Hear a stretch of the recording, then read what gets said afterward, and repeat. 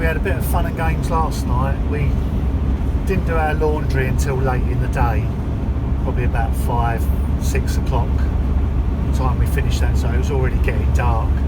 And then we picked out a lovely little campsite.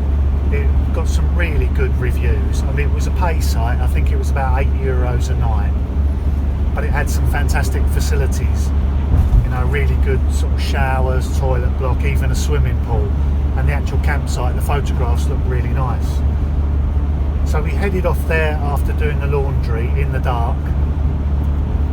It was inland a little bit and right out in the sticks, and the sat-nav even tried to take us down this basically unmade road. It was just a dirt track. I mean, you'd have struggled to walk up there, let alone drive up there, so there was no way we was going to take the van up there, especially in the dark as well.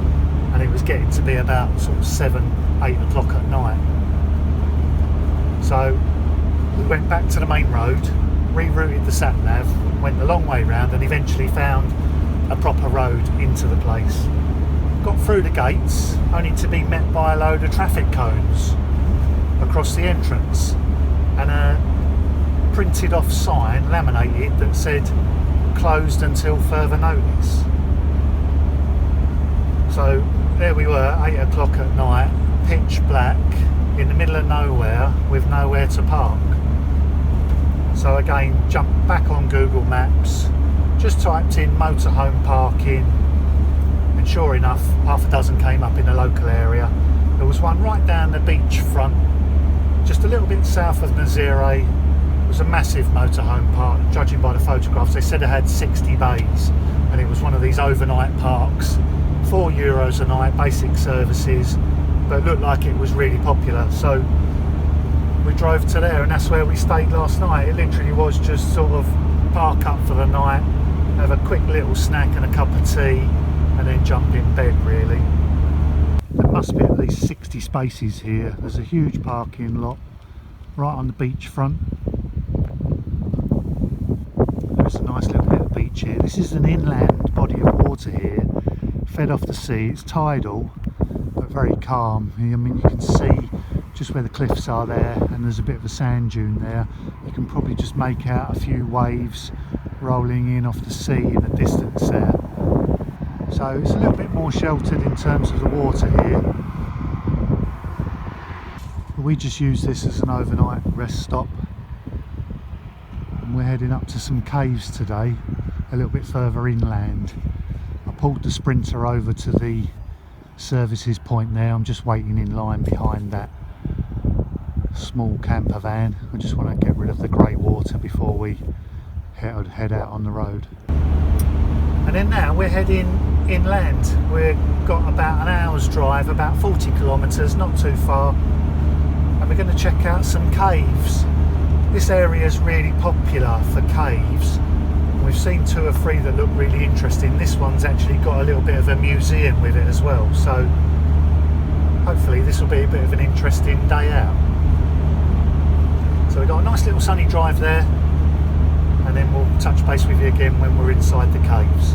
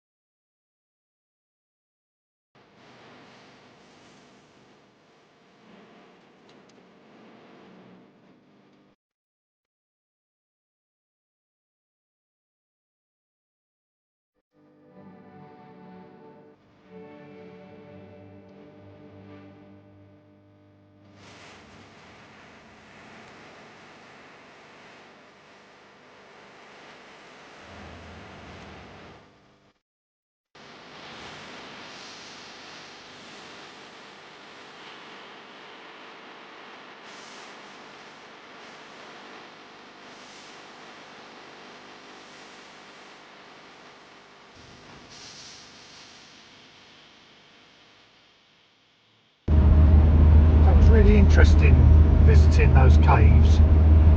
We both like, you know, going to places like that where you've got natural phenomenon. It's fascinating to listen to the guide tell you the history of the place, and just you know, imagine that formation has been growing for hundreds of thousands of years. It did look quite spectacular. I think at the deepest point we were down about 45 metres underground, and it was nice and cool in there as well. It was a constant 18 degrees all year round. So yeah, fascinating place to go and visit. And then when we came out in the visitor centre, we had a little sort of liqueur tasting session. They've got a liqueur which has been specially blended just for the caves. It's a brandy mixed with honey, very sweet. We had a little wee sip of that. That was really nice, and we actually bought a bottle to take away with us. So I'll put some links in the description below if you want to go and visit those caves. I highly recommend it. It's not expensive. I think we paid €7 each, and that's a fully guided tour as well. We're continuing on our journey south. We're heading down the main A2 down into the Algarve. We're just south of Lisbon. We want to get right the way down to the south coast of Portugal, right the way into the Algarve. I mean, it's an absolutely glorious day. It's really roasting hot, the sun today. Not a cloud in the sky. So we're hoping to make the most of this weather. A couple of weeks in the Algarve, a bit of sunshine and top up the old tan. That would be lovely.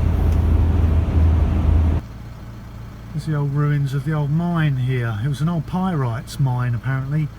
We're going to go and have a look around tomorrow, but we're just going to find our parking space for tonight, and then we'll have a good look around here tomorrow. We pulled into this tiny little motorhome car park. There's probably about 4 or half a dozen designated bays in this little historic mining town, and we've got an absolutely fantastic little spot here, because just outside the van, this is the sliding side door, this is our view right over the old mine works. What an awesome spot. This is a really good example of a free air. So the access is off the road there into this gravel car park. There's the services there, so there's a dump station you can pull your vehicle over, empty your grey water tanks. There's a toilet waste facility there, and there's also drinking water on a tap there as well. I'll show you those in a second. And then there's 5 designated bays marked out by these hedges. Obviously you can see there's a range of vehicle sizes you can get in there. There's our Sprinter parked up there. But there's also plenty of space in the rest of the car park for other vehicles. So you could get probably 20 odd vans in here, I imagine, and all completely free. And a really nice view overlooking the mines. There's bins here for waste facilities, and then on the service point you've got a grate there that you pull your van over, empty your van tanks, and then here's your toilet emptying facility with water to wash your cassette out with and to rinse the toilet, and then there is potable water here as well for drinking. So if we don't have the means to drive the Sprinter right up to the water service point or get a hose from it to fill up the tanks, this is another good way of doing it. I always carry this 23 litre empty water butt in the back of the garage, and then we managed to pick up this little battery operated pump. It was only about €8 or €9. It takes 2 AA batteries, and then this will just pump all the water from the tank straight into our onboard tank. It does take a couple of minutes just to empty the whole thing, but I can just leave it there to happily do its own thing and come back when it's finished. Lou's busy prepping one of our favourite meals, pan fried chicken and steamed vegetables in the 3-tiered steamer. Nice potatoes, leeks, broccoli, a couple of carrots. These chicken breasts were already butterflied when we bought them, but we normally just butterfly them ourselves, get a normal breast and just cut it in half, fold it open and then season it, and then it doesn't take as long to cook then. These literally have about 5 or 6 minutes on each side till they've got a nice bit of colour like this, and then they sit in a bit of tin foil for another couple of minutes while we're waiting for the veg to steam, and that just keeps them nice and juicy. They never go dry. So the chicken's cooked and it's just sitting there relaxing in that foil while we just finish the veg. And we'll dish the veg up first and then unwrap the foil at the last minute. So there we go guys, a really nice tasty pan fried chicken and steamed veg. Really quick and easy. Good morning guys, let's take a look outside. Oh yeah, what a fabulously sunny day. Wow, the sun's really strong already early in the morning, up over the old mine buildings there. We're in a little town called Lousal, and today we're going to pop across to the mines, check those out and also visit the museum.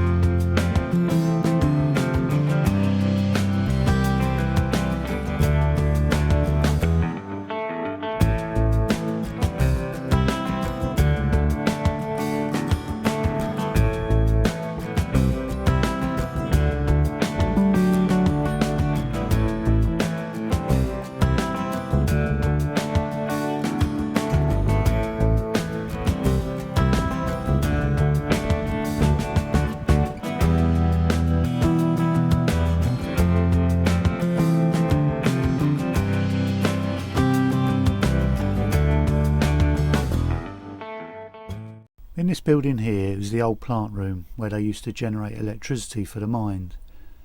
It's so early in the season that this building was closed, but the receptionist kindly came across with the keys and opened it up for us so we could have a look around. Places like this, with this plant room, I find absolutely fascinating. I mean, this is a huge 3-cylinder diesel engine. There are the pistons up the top there. You can just make out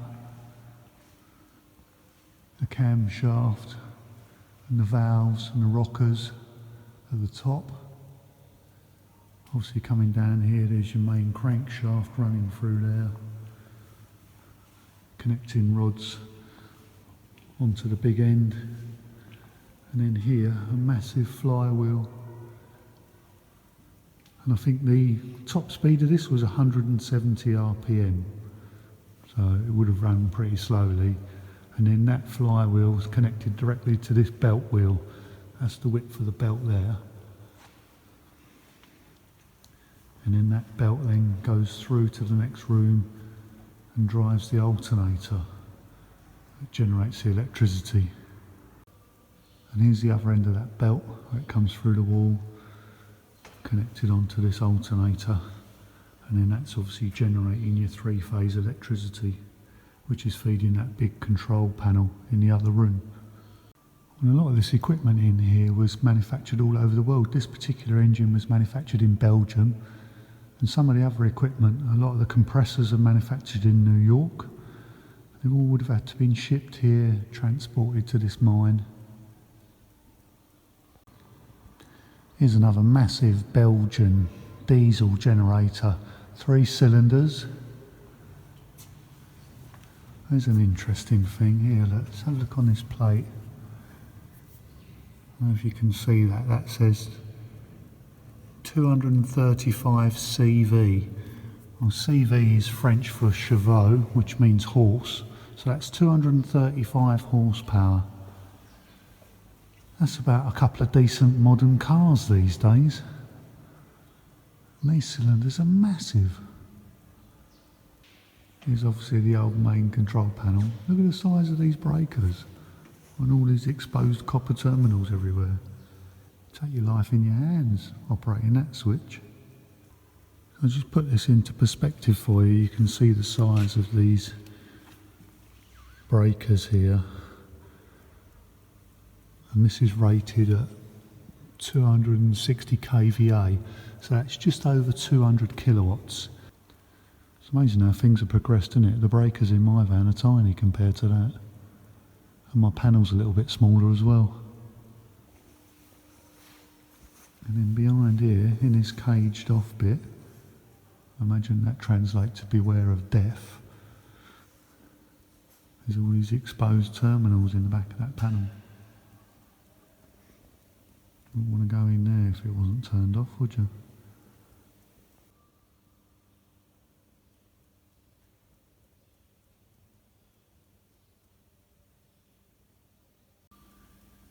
They've got some fantastic models in this museum that people have constructed of all the different mining processes.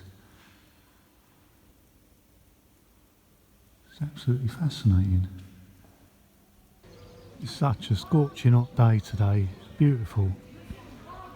So we dug out the old trusty steeds out of the back of the van and popped down to the local bar. And who can complain? Glass of Estrella and an apple cider for €2. Happy days, I'll be here all afternoon, I think. We've had a really nice time at Lousal. I can highly recommend it. It's a perfect example of a free air. Beautiful surroundings. And even if you're not interested in the intricacies of a working mine, there's a boardwalk that goes all the way around the quarry, and they've turned it into like a little bit of a nature reserve. And it's a really nice, interesting walk.